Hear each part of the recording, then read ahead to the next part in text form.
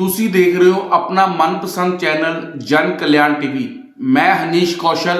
ਅੱਜ ਅਸੀਂ ਸਮਰਾਲਾ ਦੇ ਨਜ਼ਦੀਕ ਸਥਿਤ ਪਾਇਲ ਮੰਦਿਰ ਦੇ ਵਿੱਚ ਪਹੁੰਚੇ ਹਾਂ, ਜੋ ਕਿ ਲੁਧਿਆਣਾ ਜ਼ਿਲ੍ਹਾ ਦੇ ਵਿੱਚ ਮੌਜੂਦ ਹੈ। ਪਿੰਡ ਪਾਇਲ, ਇੱਥੇ ਮੌਜੂਦ ਭਗਵਾਨ ਭੋਲੇਨਾਥ ਦਾ ਮੰਦਿਰ ਹਜ਼ਾਰਾਂ ਹੀ ਵਰਸ਼ ਪੁਰਾਣਾ ਮੰਦਿਰ ਹੈ, ਜਿੱਥੇ ਕਿ ਬਾਬਰ ਨੇ ਜਦੋਂ ਮੰਦਿਰਾਂ ਤੇ ਹਮਲੇ ਕਰ ਰਹੇ ਸੀ, ਹਮਲੇ ਹੋ ਰਹੇ ਸੀ, ਬਾਬਰ ਨੇ ਹਮਲਾ ਕੀਤਾ ਇਸ ਮੰਦਿਰ ਦੇ ਉੱਤੇ और शिवलिंग खंडित कर दिता। और उस खंडित शिवलिंग ਦੀ ਪੂਜਾ ਅੱਜ ਵੀ ਹੁੰਦੀ ਹੈ। ਹਿੰਦੁਸਤਾਨ ਨਹੀਂ, ਸੰਸਾਰ ਦੇ ਵਿੱਚ ਇੱਕਮਾਤਰ शिवलिंग ਹੈ ਜਿਸ ਦੀ ਖੰਡਿਤ ਰੂਪ ਦੇ ਵਿੱਚ ਪੂਜਾ ਕੀਤੀ ਜਾਂਦੀ ਹੈ।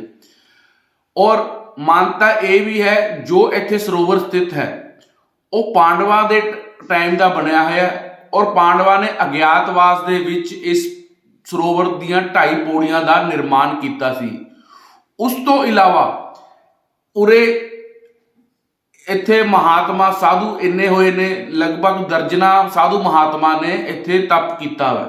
ਕੁਝ ਸਾਧੂ ਮਹਾਤਮਾ ਨੇ ਜਿੰਦਾ ਸਮਾਧੀ ਵੀ ਇਸ ਮੰਦਿਰ ਦੇ ਵਿੱਚ ਲਈ ਹੈ। ਔਰ ਅਸੀਂ ਅੱਜ ਇੱਥੇ ਪਹੁੰਚੇ ਹਾਂ। ਸਾਡੇ ਨਾਲ ਮੌਜੂਦ ਨੇ ਮੰਦਿਰ ਦੇ ਮੁੱਖ ਪੁਜਾਰੀ ਬਸੰਤ ਜੋਸ਼ੀ ਜੀ, ਜੋ ਕਿ ਪਿਛਲੇ 12 ਦੇ ਲਗਭਗ ਸਾਲਾਂ ਤੋਂ ਮੰਦਿਰ ਦੀ ਸੇਵਾ ਨਿਭਾ ਰਹੇ ਨੇ। ਅਸੀਂ ਜਾਣਾਂਗੇ ਇਸ ਮੰਦਿਰ ਦੀ ਕੀ ਮਾਨਤਾ ਹੈ ਔਰ ਕੀ ਮਹੱਤਤਾ ਹੈ। ਅਸੀਂ ਗੱਲਬਾਤ ਕਰਦੇ ਹਾਂ पंडित बसंत जोशी जी के नाल। जय भोलेनाथ पंडित जी। जय भोलेनाथ जी। जय। क्या नाम है पंडित जी आपका? मेरा बसंत जोशी जी। ये मंदिर का क्या नाम है? मंदिर का नाम प्राचीन महादेव शिव मंदिर पायल। क्या इतिहास है यहाँ का?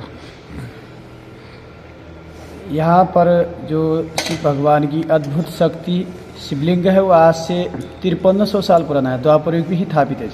इसकी पौराणिक कहानी ऐसी है, तो जब महाभारत की उत्पत्ति बनी है तभी से शिवालय यहाँ पर स्थापित है। तो भगवान पांडव को भी भगवान शंकर ने यहाँ पर दर्शन दिया था। कहीं से 12 साल वनवास, 1 साल अज्ञातवास होती ही साथ में द्रौपदी सहित लेकर वो वनवास आए थे। उसी दौरान में उनको कहीं से दिव्य रूप में यहाँ पर दर्शन दिया था। साथ में द्रौपदी साथ रख के उन्होंने श्रद्धा भक्ति नाल यहाँ पूजा अर्चना की।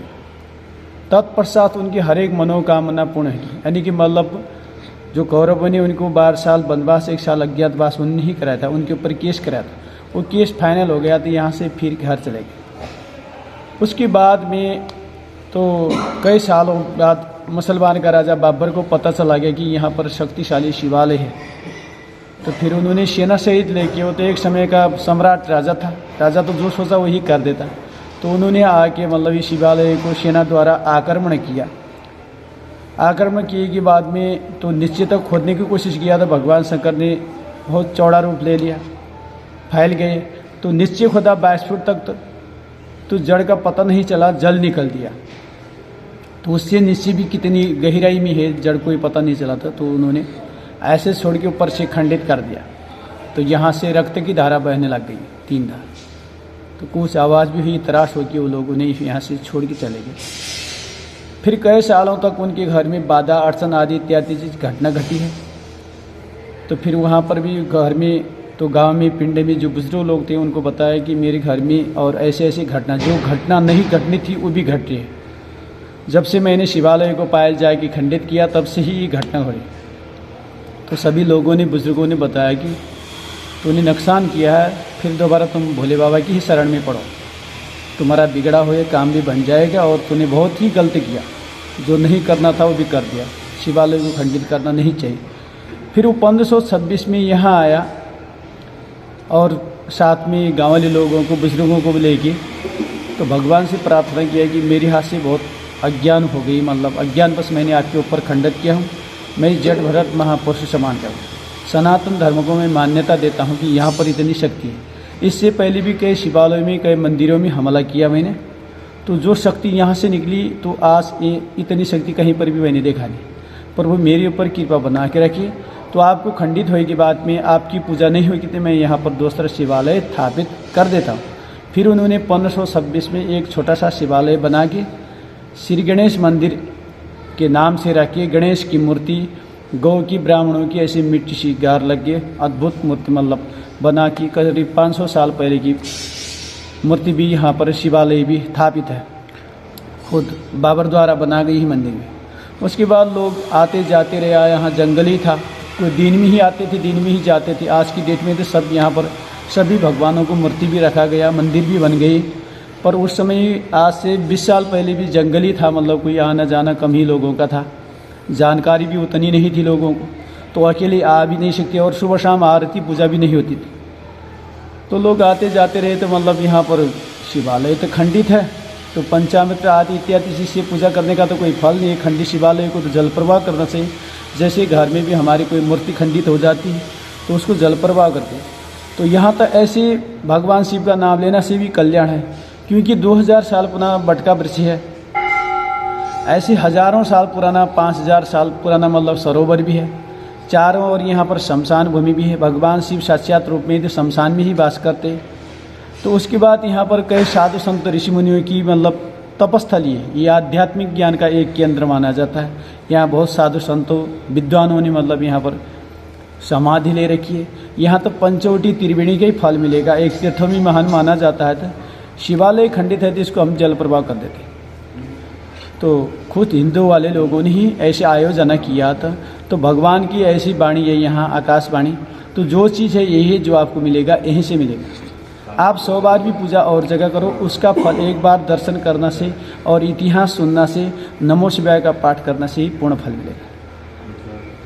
और इतनी भी कहा कि उन्होंने जिस भक्त को लेके ना, जिसको बुलाना है, जो सात्विकी भावना की है, जो वैष्णव है, जिन्होंने पिछले जन्मों में भी अच्छी कर्म कर रखी है, अभी भी मतलब भगवान शिव को भजते ही है, एक जाने की चाहना करते, तो उसको मैं ज़िंदगी में एक बार ज़रूर ही दर्शन दूँगा।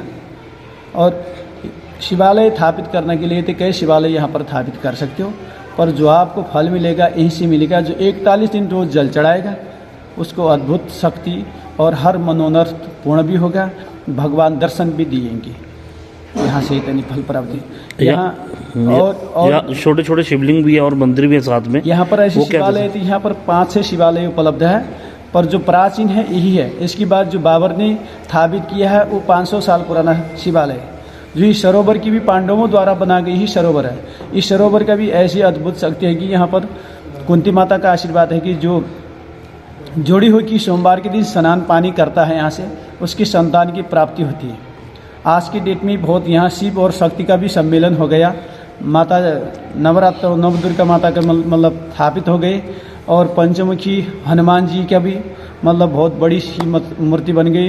गणेश जी की है, शिव जी भोले की है। बहुत जैसे काफ़ी शिवालय और मंदिर, लक्ष्मी नारायण मंदिर तैयार हो रहा है। बाबा बालकनाथ मंदिर भी पीछे तैयार ही हो रहा है। ऐसे तो सब कुछ है। यहाँ शिवरात्रि के कहाँ से भक्त आते जब शिवरात्रि थी? शिवरात्रि के लिए काफ़ी दूर से आती है। आपको पंजाब के हर गांव से, डिस्ट्रिक्ट छोड़ के बाहर से भी आती है, हरियाणा, दिल्ली, इतनी दूर से। क्योंकि 80-90 साल के बुजुर्ग लोग भी आते हैं कि मेरी माता ने मतलब यहाँ से मन्नत करके मेरे को प्राप्त किया जी, ऐसे भी बताने वाले। और कौन कौन से त्यौहार मनाए जाते हैं यहाँ पे? यहाँ पर मुख्य त्यौहार यही महाशिवरात्रि और श्रावण के मतलब मुख्य त्यौहार मनाया जाता है। रुद्राभिषेक, महामृत्युंजय पाठ आदि इत्यादि चीज़ त्रियोदशी महीने में जो एक बार आती है, त्रियोदशी मनाई जाती है। ठीक है, जय हर हर महादेव। तो देश विदेश ਅਤੇ ਲੋਕਲ ਸ਼ਹਿਰਾਂ ਦੀਆਂ ਤਰੋ ਤਾਜ਼ੀਆਂ ਖਬਰਾਂ ਦੇਖਣ ਦੇ ਲਈ ਸਾਡਾ ਇਹ YouTube ਚੈਨਲ ਜਨ ਕਲਿਆਣ ਟੀਵੀ ਨੂੰ ਸਬਸਕ੍ਰਾਈਬ ਕਰਨਾ ਨਾ ਭੁੱਲਿਓ ਤੇ ਨਾਲ ਹੀ ਬੈਲ ਆਈਕਨ ਵੀ ਔਨ ਕਰ ਦਿਓ ਤਾਂ ਕਿ ਜਦੋਂ ਵੀ ਅਸੀਂ ਨਵੀਂ ਤੋਂ ਨਵੀਂ ਕੋਈ ਨਿਊਜ਼ ਅਪਲੋਡ ਕਰੀਏ ਤਾਂ ਉਹਦੀ ਨੋਟੀਫਿਕੇਸ਼ਨ ਤੁਹਾਡੇ ਤੱਕ ਜਲਦ ਤੋਂ ਜਲਦ ਪਹੁੰਚ ਜਾਏ। ਸੋ ਸਬਸਕ੍ਰਾਈਬ ਜਨ ਕਲਿਆਣ ਟੀਵੀ।